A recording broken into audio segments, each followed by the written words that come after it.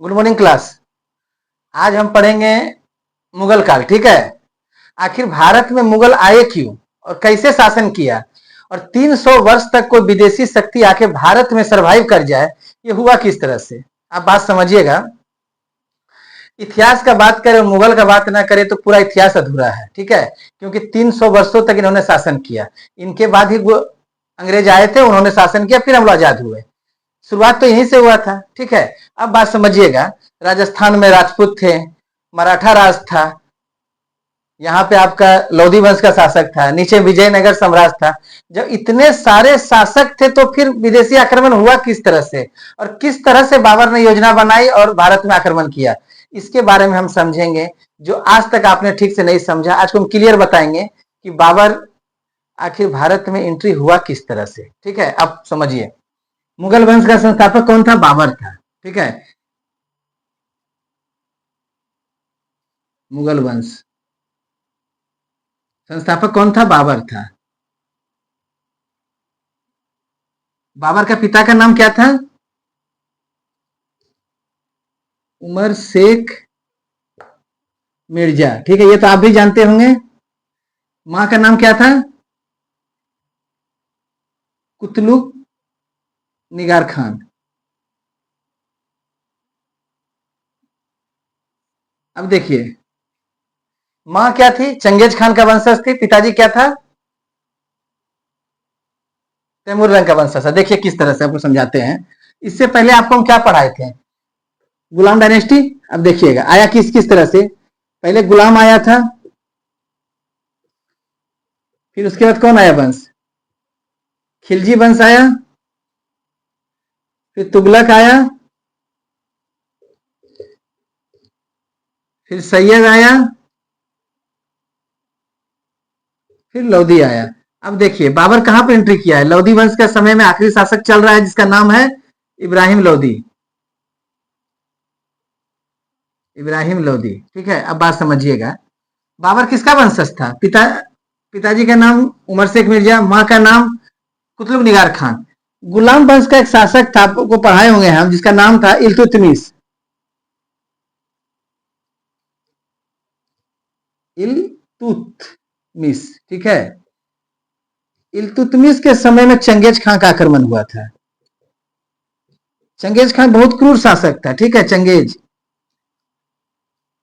Genghis Khan मां इसी का वंशज थी।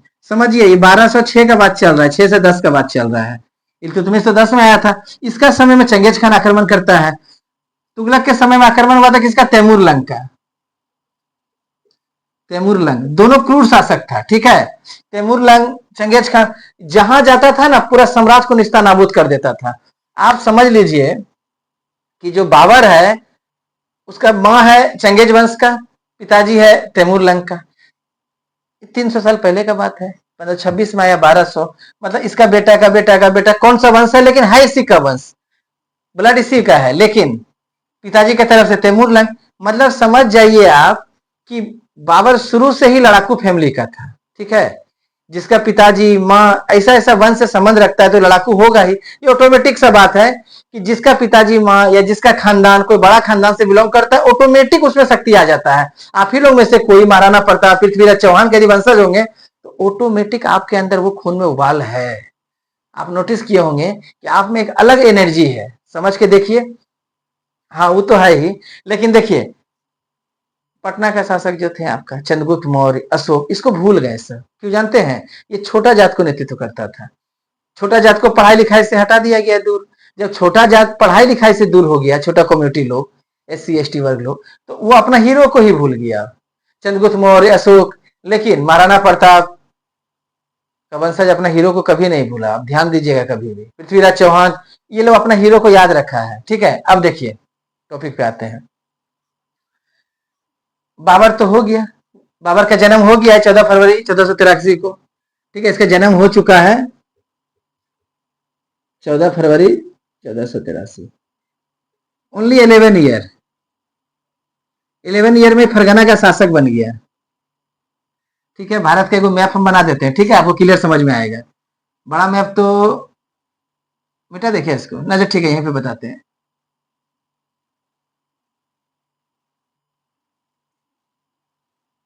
ठीक है, कोई दिक्कत है? मैं भी तो इतना अच्छा बन रहा, हमसे क्या बोले। इसको मिटा देते हैं, ठीक है। ये था फरगना, ये फरगना था। बाबर 11 वर्ष के युद्ध में शासक बन गया इसका। इसका पिताजी के वजह से नहीं रहा होंगे तो ये शासक बन गया। ठीक है, इसका जो दादी थी ना दौलत खां, वो इस पे बहुत अच्छा शासन की, उसको समझाई लिखाई पढ़ाई, मतलब पढ़ाई लिखाई क्या, उस समय युद्ध नीति सिखाई अच्छा इसको। दादी का इसके ऊपर प्रभाव था बहुत ज्यादा। अब क्या हुआ, 11 वर्ष में फरगना का शासक तो बन गया बाबर, लेकिन कोई भी शासक यदि शासक बनता है तो शासन करना इतना आसान नहीं होता है। इसका चाचा लोग को ये बात खटकने लगा मन में, तो इसको फरगना से हटाने का साजिश चलने लगा। हुआ भी यूं ही कि आस्ते आस्ते करके ना इसको फरगना से हटाने का साजिश चल रहा था। इसी बीच में बाबर जो था ना, वो रुकने वाला कहाँ था, उसको फरगना से संतुष्टि नहीं मिलता, क्यों जानते हैं? वो एक विशाल योद्धा था। यहाँ था काबुल।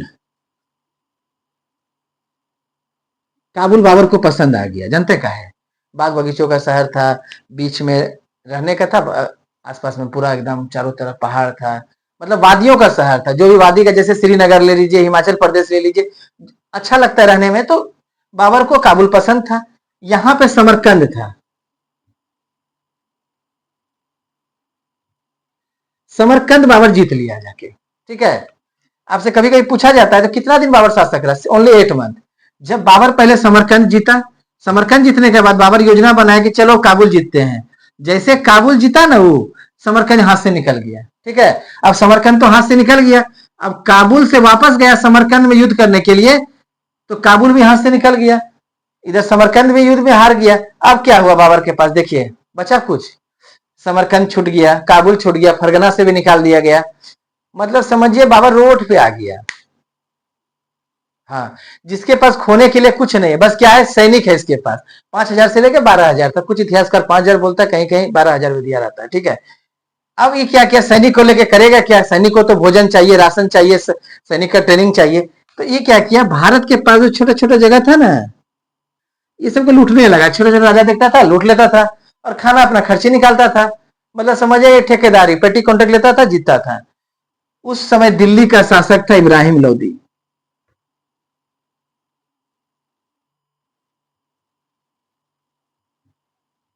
ये क्रूर शासक था थोड़ा सा, ठीक है।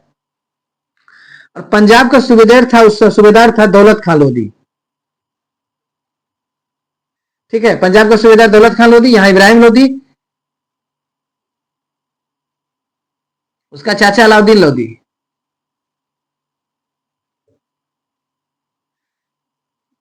यहाँ पे राणा सांगा, राजस्थान में, ठीक है। यहाँ पे मेदिनी राय, यहाँ महमूद लोधी। बात समझिएगा, ये जो सब है ना, ये सब मिलके इब्राहिम लोधी को हटाना चाहता था, ठीक है। वैसे राणा सांगा के साथ भी इब्राहिम लोधी का युद्ध हुआ था एक बार, खतौली का युद्ध, जिसमें राणा सांगा इसको परास्त कर दिया था बकायदे, लेकिन पूर्ण रूप से परास्त नहीं किया, ठीक है। ये क्रूर शासक था। इसके खिलाफ इसका चाचा भी था, सूबेदार भी था पंजाब का। तो ये क्या योजना बनाया, तो बोलता है राणा सांगा को, ए राणा बाबू, एक काम करते हैं, हम लोग बाबरा को इनवाइट करते हैं, ठीक है। बाबरा इसको हरा देगा और हम दिल्ली का शासक बन जाएंगे। उसका चाचा दूसरा फिराक में था, क्या कि ये बहुत परेशान करता था, ठीक है। तो राणा संगा बोला ठीक है, बुला लो, दिक्कत क्या है, हमको बुला लो। राणा संगा का तो बोल दिया। यहाँ पे मेदिनी राय भी बोला, सब मिल गया एक साथ, बोला बाबर को इनवाइट करो। बस बाबर तो ऐसा था कि इसी के इंतजार में था कि कोई तो हमको बुलाए, क्योंकि दौलत खां लोधी बोला कि अरे बाबर को बुलाने से कोई दिक्कत नहीं है, हम उसको देखे हैं। कुछ दिन पहले बाजोर का अभियान भी किया था 1519 में, ठीक है, 1519 में बाजोर के किला उड़ा दिया और पैसा वैसा लेके निकल गया। वो किला जो उस समय ना मोटा मोटा हथियार से धक्का दे दे के तोड़ा जाता था, बहुत लोग लगा के, वो साला बारूद दे के उड़ा दिया। ये बात दौलत खां लोधी जानता था, ठीक है। तो दौलत खां लोधी बोला कि ठीक है, हम बुलाते हैं, वो धन दौलत लूट के चला जाएगा, दिल्ली छोड़ देगा। ये तीनों चारों मिल गया, उसको इनवाइट कर दिया। बाबर तो इसी मौका का तलाश में था, कब हमको इनवाइट करे। और 1525 में बाबर सिंधु नदी पार कर गया, ठीक है। पार करके वो आ गया पानीपत, आस्ते आस्ते करके, और पूरा योजना अपना बना लिया, किस तरह से दिल्ली को जीतना है, कैसे क्या करना है, पूरा योजना बना के, मतलब पानीपत दिल्ली से 60 किलोमीटर दूरी पे, ठीक है, अभी तो हरियाणा में आ गया है। वो गड्ढा खुदवा लिया, मतलब गड्ढा क्या बोलिएगा उसको, खाई खुदवा दिया, ठीक है, युद्ध का पूरा रणनीति सेट करके कि यदि बाबर का सेना इधर उधर होगा तो खाई में गिर जाएगा, ठीक है, और अपना युद्ध का नीति का प्रयोग करेंगे हम। जैसे आया 15 अप्रैल 21 अप्रैल 1526, 1526 आ चुका है, तो इब्राहिम लोदी बोलता है अरे कौन सैनिक आ गया है हमला करने के लिए, बाबर है कौन। दौलत खान लोदी का बुद्धि देखिए, बोलता है अरे महाराज ये छोटा मोटा प्यादा है, आप क्या करिएगा इससे लड़के, इसको तो हम जाके उड़ा देंगे। एक काम कीजिए, आप आइए महाराज, एक बार दिन में उसको उड़ा दीजिए। सोच लीजिए क्या रणनीति रहा होगा उस समय का राजा के खिलाफ। राजा को यह नहीं बताया गया कि बाबर क्या शक्तिशाली है, किस लेवल का है। तो फिर भी राजा बोला ठीक है तो चलो युद्ध कर लेते हैं। बिना तैयारी का इब्राहिम लोदी आ गया, लेकिन ना तैयारी करते हुए भी इब्राहिम लोदी के पास उस समय 1 लाख सैनिक था और बाबर के पास मात्र 12,000। अब सोच लीजिए युद्ध किस तरह से होगा। बाबर पूरा रणनीति बना चुका है। देखिए आधे चंद्राकार शेप में अपना सेना को सजा लिया, जिसको क्या बोलता है उस्मानिया नीति है। तो ये क्या किया, बीच बीच में बैलगाड़ी लगा दिया दो दो को करके, और बीच बीच में सैनिक लगाया। कहीं बैलगाड़ी का बीच में तोप लगा दिया, फिर बैलगाड़ी दो लगा के तोप लगा दिया, और बीच में सैनिक। और सैनिक जो तीर छोड़ता था ना उस समय का, कि आप समझिए कि एक बार में जो तीर छोड़ेगा ना 600 मीटर जाता था, मतलब 7 गो फुटबॉल स्टेडियम क्रॉस कर सकता था। और उसका जो वेग था 4,000 पाउंड का वेग से जाता था वो। समझ जाइए क्या तीर रहा होगा जिसको टानने में इतना मेहनत लगता था। लेकिन सैनिक तो इसके पास ही बहुत ज्यादा था इब्राहिम लोदी के पास, लेकिन गद्दार भी बहुत था लोग। तो इब्राहिम लोदी भी अपना सेना सजा दिया, बाबर भी इंतजार में है, जो पहले हमला करेगा उसको घिराने का चांस ज्यादा है। इसलिए इब्राहिम लोदी वेट कर रहा था कि कब हमला करे बाबर, और बाबर वही गलती कर दिया। ठीक है, नहीं इब्राहिम लोदी वही गलती कर दिया, हमला किया। और ये क्या करता था, बाबर सामने में जो सैनिक, जो 12,000 जो सैनिक था ना बाबर का, पूरा कुशल सैनिक था, सामने में ये अथी को रखता था, गुप्तचर टाइप का जो सैनिक है, जो इन्फॉर्मेशन लाकर राजा को दे सके। बीच में तोपची रहता था इसका, ठीक है। और ये क्या किया था इब्राहिम लोदी, सामने में हाथी लगा दिया था। क्या है कि बड़ा बड़ा हाथी लगा दिया था उस समय में। इब्राहिम लोदी को पता था कि हाथी जो है ना उछल के मार देगा सैनिक को, अफरा तफरी मचा देगा युद्ध में। इसीलिए हाथी वाला जितना सैनिक था इब्राहिम लोदी आगे रखा था। गलती यही हो गया इब्राहिम लोदी से, उसको पता नहीं था कि बाबर के पास तोप है। ठीक है, बैटल ऑफ पानीपत प्रथम बार भारत में तोप का प्रयोग हुआ, ठीक है, मतलब गन पाउडर का प्रयोग हुआ। तो ये चीज तो ये देख लिया। ये क्या करता था, उसका सैनिक जैसे हमला करने आता था ना, कुछ खाई में गिर गया, उसको खाई से निकलने का मौका मिला, तब तक में ये अपना तोप छोड़ दे। जैसे तोप छोड़ा पूरा सैनिक में अफरा तफरी मच गया, क्योंकि हाथी संभल नहीं पाया। हाथी उल्टा अटैक कर दिया, घूम गया हाथी, सब घोड़ाओं करके सबको गिराना चालू कर दिया। मतलब इब्राहिम लोदी का पूरा सैनिक में अफरा तफरी, उसी का घोड़ा उसी को नुकसान पहुंचाना चालू कर दिया। समझे बात ठो। अब क्या हो गया, इसका घोड़ा इसको नुकसान पहुंचा दिया, सब सैनिक अफरा तफरी मच गया। यहां बाबर तोप पे तोप छोड़े जा रहा है। युद्ध ज्यादा देर नहीं चल पाया, शाम होते होते युद्ध का रिजल्ट आ गया। इब्राहिम लोदी का सर काट के पेश कर दिया गया बाबर के आगे। बाबर के आगे सर काट के पेश कर दिया गया। बाबर बहुत ही खुश हुआ इस युद्ध में जीतकर, और पूरा दिल्ली में जितना भी धन दौलत बाबर लूटा ना, तो क्या किया, अपना देश भिजवा दिया फरगना में। जो अपना देश था वहां भिजवा के सब में बंटवा दिया कि जाओ बांट दो सभी को, सोने के सिक्के चांदी के सिक्के सब बांट दिया। वहां का जनता खुश होकर इसको कलंदर का उपाधि दे दिया। बाबर भी खुश। अब राणा सांगा दौलत खां को बोलता है, ओ दौलत खां भाई, अब बाबर को भेजो यहां से।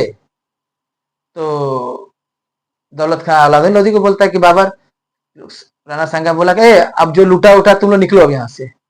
सोचिए, राणा सांगा बोल रहा है जाके, तुम माल लूट लिया, अब निकल जाओ यहाँ से, अब भारत छोड़ दो। यही तो बोला था दौलत खां लोदी हमको। ये बोलता नहीं जाएंगे अब। समझ लीजिए, जिसके पास खोने के लिए कुछ नहीं है वही विजयी होता है। ये यही सोच के युद्ध लड़ रहा था कि खोने के लिए कुछ नहीं है। हुआ यूं ही, पानीपत का तो प्रथम युद्ध जीत गया ही। ठीक है, अब इसको मिटा देते हैं, ठीक है, इसका जरूरत नहीं रहा हमको। आप समझते चलिएगा बात को। ठीक है, मैप जरूरत पड़ेगा फिर से बना देंगे। अब हो गया बैटल ऑफ पानीपत खत्म।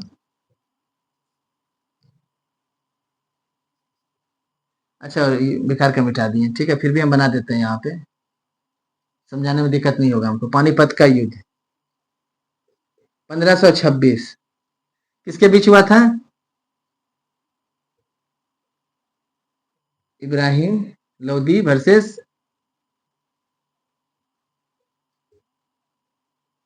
बाबर। बाबर जीत गया, इब्राहिम लोदी हार गया। फिर अब होता है खानवा का युद्ध। खानवा का युद्ध, राणा सांगा का बात तो माना नहीं हूं 1527 में। ये युद्ध होगा राणा सांगा प्लस बाबर। तो राणा सांगा बोलता है उसको कि बाबर तुम यहां से चला जाओ। यहां कौन था जानवे करते? मेदिनी राय था। यहाँ कौन था? महमूद लोधी था। ये सब कौन था लोधी जानते हैं? लोधी वंश अफगान का वंशज था ना। यहाँ अलाउद्दीन लोधी था, यहाँ दौलत खान लोधी था। तो राणा सांगा बोलता है ये दौलत खान तुम मेरा साथ दो, हम लड़ेंगे युद्ध पानीपत का। जो युद्ध जीता है ना बाबर, उसको हम औकात दिखाएंगे। तो दौलत खान बोलता है कि नहीं बाबू, हम साथ नहीं देंगे, हम देख चुके हैं। बाबरा के पास एक ऐसा जिनिस है ना कि उड़ा देता है, पूरा सेना को उधिया देता है। वो ऐसा एक तोप लगाता है जिसमें ना राजा मतलब हाथी सहित उड़ जाता है। हम नहीं लड़ेंगे। अलाउद्दीन लोधी भी सेम बात बोल रहा है, हम नहीं लड़ पाएंगे बाबर से। बाप रे बाप, बाबर के पास जो चीज है ना वो मेरे पास नहीं है, हम नहीं लड़ेंगे। लेकिन मेदिनी राय महमूद लोधी बोला ठीक है हम लोग लड़ेंगे। राणा सांगा के पास उस समय बहुत मजबूत सेना थी। बाबर के पास मात्र 12,000, लेकिन राणा सांगा के पास मजबूत सेना। बाबर का जो सैनिक था ना उसका मनोबल अब गिर चुका था। ठीक है, अब वो लड़ना नहीं चाह रहा था। बाबर का सैनिक बोलता क्या महाराज, कभी समरकंद जीतो, फिर काबुल जीतो, फिर फरगना जीतो, फिर खतौनी जीतो, फिर बाजोर का अभियान, फिर पानीपत, कितना युद्ध लड़ेंगे, हम लोग अब नहीं लड़ पाएंगे।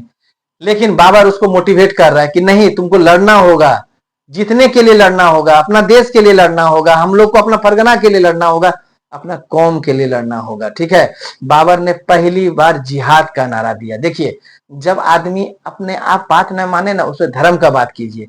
धर्म अफीम के समान है, सबसे ज्यादा नशा धर्म का नशा है। बाबर ये बात जानता था। यही चीज का प्रयोग आज नेता लोग करता है, धर्म का बात करके हम लोग को एक दूसरे से लड़ाता है। आप मेरा धर्म का है हमको वोट दीजिए, आप मेरा धर्म का है हमको वोट दीजिए। यही बात बाबर बोला था। जिहाद का नारा दिया, बोला यदि तुम लोग हार जाएगा ये लोग से तो क्या मुंह दिखाएगा वहां जाके अपना जात को। समझ रहे बात हो? तो ये नारा दिया। यहां तक कि बाबर पहले प्रलोभन भी दिया सैनिक को, एक तमगा नाम का कर लगता था सैनिकों पे। ठीक है, जो भी लुटता था जीतता था पैसा उस पर कर। तो ये बोला ठीक है तुम लोग का तमगा कर भी समाप्त कर देंगे। और बाबर कसम भी खाया उस युद्ध में, अगर हम ये युद्ध जीत लेंगे तो हम शराब पीना बंद कर देंगे। मतलब मदपान निषेध का शपथ खाया। जो बिहार में दारू बंद है ना, वो उसी समय बाबर बंद करने का कसम खा लिया था। आप लोग में भी जो देखिएगा, जैसे एग्जाम आता है सब कसम खाता है भगवान इस बार पास करवा दो, अगला साल से पढ़ेंगे। ये रणनीति आप लोग का करीबन 22 साल से चल रहा है। इस बार करा दो, इस बार करा दो, ये इस बार कभी नहीं आता है, रणनीति चलते रहता है आप लोग का। ठीक है, याद रखिए रणनीति कैसा चल रहा है। वही बात बाबर बोला, सैनिक मोटिवेट हो गया कि बाप राजा ऐसा बात बोले, हम भी अब चलेंगे युद्ध करने। अब युद्ध हुआ, खानवा का युद्ध। खानवा का युद्ध में इसका साथ कौन दिया? मेदिनी राय, महमूद लोधी। राणा संगा को हरा दिया। मरा नहीं राणा संगा, बाद में 1528 में जाके इसको जहर देके कोई मार दिया, वो नहीं पता, समझिएगा बात। तो ये अलग मैटर है, लेकिन यहाँ हार गया युद्ध में। अब बाबर देख लिया, अरे मेदिनी राय तुम साथ दिया, अरे इसका लोधी भी दिया है, रुको तुम लोगों को बताते हैं। अब आएगा चंदेरी का युद्ध।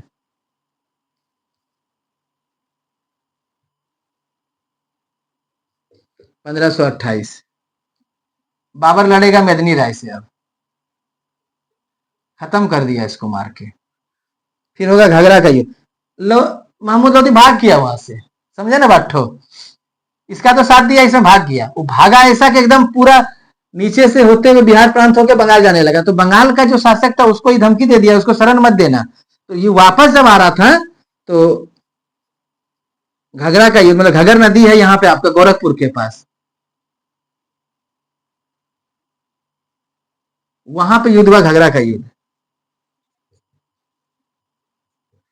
1529 में। अफगान वर्सेस बाबर, हार गया अफगान। ठीक है, कुछ अफगान सेना पटना तक भी सीमित था। ठीक है, पटना में फैला हुआ था। अब क्या हुआ, बाबर तो हार गया, हरा दिया इसको, खेल खत्म। 1529 हो गया। फिर 1530 आता है, ठीक है। 1530 में क्या होता है ना, बाबर का मृत्यु हो जाता है। बाबर का मृत्यु कब हो गया, 1530 में। बाबर का मृत्यु हो गया 1530 में। 1530 में मर गया। लेकिन एक बात आपको बता दे रहे हैं कि बाबर जब पानीपत का प्रथम युद्ध लड़ा था ना, उस समय बाबर का साथ कौन दिया था, शेरशाह सूरी। शेरशाह सूरी जो था ना, वो बाबर के साथ, मतलब उस युद्ध में अब नया नया था, वो लड़ा था। और उस समय ही वो बोला था कि अगर समय और सब कुछ साथ रहा ना, एक दिन दिल्ली का हम सम्राट बनेंगे। हुआ भी आगे जाके यही। बाबर मर गया तो बाबर का बेटा बना फिर शासक। बाबर का बेटा कौन था, देखिए। बाबर मरा, बाबर का बेटा बना हुमायूं। बाबर एक गलती क्या कर दिया, अपना जो, बाबर का 4 बेटा था, ठीक है, जो जो बेटा था हम बाद में बताएंगे आपको इसके बारे में। बाबर अपना संपत्ति को बांट दिया सभी बेटों में, लेकिन हुमायूं को मिल गया दिल्ली। अब दिल्ली जिसको मिलेगा, सब बेटा का नजर उसी पे क्यों दिया गया हुमायूं उसको, तो अब सब बेटा इसका दुश्मन अंदर अंदर हो गया। अब इसको युद्ध लड़ना पड़ा। शेरशाह के साथ इसका 2 गो युद्ध हुआ, 1539 में, 1540 में, ठीक है, एक कन्नौज और बिलग्राम। 1540 में पूरी तरह से हुमायूं को हरा के भगा दिया गया दिल्ली के गद्दी से। अब कौन गद्दी पे बैठेगा, शेरशाह सूरी। किस वंश का स्थापना होगा, सूरी वंश का, ठीक है। 1545 से लेकर 40 से, सॉरी, 40 से लेकर 1555 तक। 1556 में कौन आएगा फिर से, 1555 में वापस हुमायूं आएगा, युद्ध जीतेगा और शासक बनेगा। लेकिन 1556 में हुमायूं फिर मर जाएगा। हुमायूं का बेटा अकबर जो है ना, अल्प आयु है, अभी मात्र 13 साल का है। और 13 साल में 1556 में उसको राजा बना दिया गया, 55 में ही राजा बना दिया गया था इतिहासकारों के अनुसार। कुछ बात छुपा ली जाती है, उस समय टेलीफोन फोन नहीं था, क्योंकि हेमू का उस समय आक्रमण हो गया था, सबको हल्ला नहीं किया गया कि हुमायूं मर चुका है। और युद्ध का कमान कौन संभाला, अकबर, ठीक है। 1556 में पानीपत का द्वितीय युद्ध 1556 अकबर और हेमू के बीच में हुआ। लेकिन अकबर का जो सेनापति था उस समय, बैरम खान, बहुत ही बहादुर था और निष्ठावान था। उसने अकबर का साथ दिया, युद्ध को जीता। उसके बाद अकबर ने राजस्थान में बहुत सारा किला को जीता, पूरा भारत को हिसाब किताब से मिलाया। कुछ समय बाद 1600 ईस्वी में अकबर का थी से फूड पॉइजनिंग से मृत्यु हो गया। उसके बाद फिर उसका बेटा बना सलीम, उसको बाद में जहांगीर बना, उसका नाम बदल लिया। उसको अपना नाम भी पसंद नहीं था, थोड़ा दूसरा किस्म का आदमी था वो, ठीक है, अयास किस्म का आदमी था। फिर उसका बेटा शाहजहां बना। फिर औरंगजेब बना। औरंगजेब को बनाया नहीं गया था, उसका बड़ा बेटा को बनाया गया था, लेकिन औरंगजेब उसको मार के शासक बना। फिर ये उत्तर मुगल काल आएगा। एक एक करके सभी के बारे में हिस्ट्री आपको हम बताते रहेंगे। आज का क्लास यदि आपको अच्छा लगे तो मेरा चैनल को सब्सक्राइब करिए और लाइक कीजिए। जय हिंद। और इसको आप लोग नोट डाउन कर लीजिए। और किसी भी प्रकार का यदि आपको कमी बेसी लगता है तो मेरा कमेंट करिएगा, कमेंट सेक्शन में जाके। आपका राय मेरे लिए बहुत बेनिफिट साबित होगा। यदि किसी को भी मुगल काल देखना है तो दोस्तों को मेरा वीडियो शेयर कीजिए। जय हिंद।